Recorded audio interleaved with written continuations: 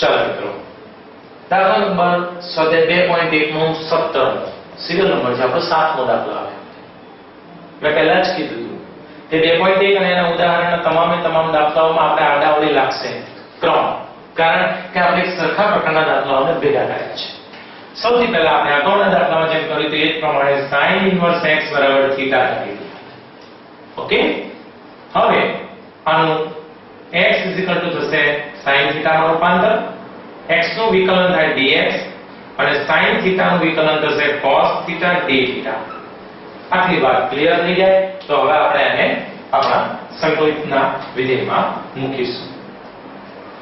sin inverse x ની જગ્યાએ theta છેદમાં x ની જગ્યાએ sin થીટા તો x સ્ક્વેર ની જગ્યાએ sin સ્ક્વેર થીટા અને dx ની જગ્યાએ cos થીટા d થીટા. તમને સમજાય એના માટે એક સ્ટેપ વધારે આપું છું. Theta into cos theta upon sin theta into sin theta. ખ્યાલ આવ્યો દોસ્તો? cos theta upon sin theta એટલે cot થીટા અને 1 અપોન sin થીટા એટલે cosec થીટા. તો પહેલા લખીશું આપણે cosec theta into cot theta d theta. અને મેં બ્રેકેટમાં લખ્યું કારણ કે ખંડસ્થ સંકલનમાં આનું સંકલન ડાયરેક્ટ થાય છે દોસ્તો. cosec theta into cot theta નું સંકલન થશે minus cosec theta. Clear?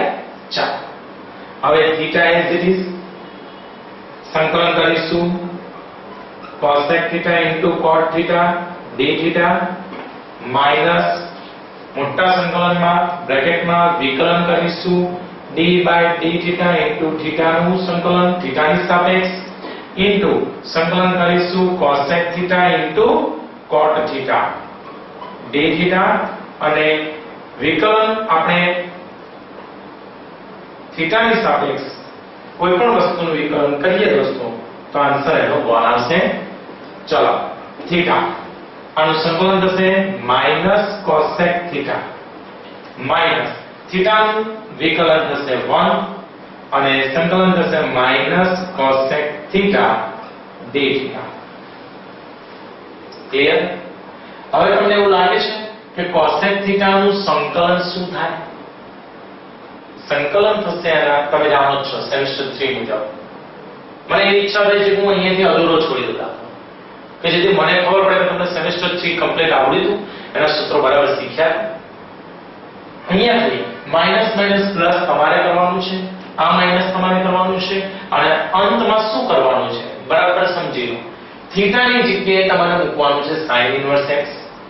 cosec થીટાની કિંમત જો તમારી પાસે sin થીટાની કિંમત x હોય તો cosec થીટાની કિંમત 1/x થાય અને આનું સંકલન કર્યા બાદ જે પરિણામ મળે એમાં પણ તમારે કિંમત મૂકવી પડશે. જરૂર પડે તો કાટકોણ ત્રિકોણનો ઉપયોગ કરી અને sin થીટા ઉપરથી તમે કોઈ પણ ત્રિકોણમિતીય મૂલ્ય મેળવી શકો છો.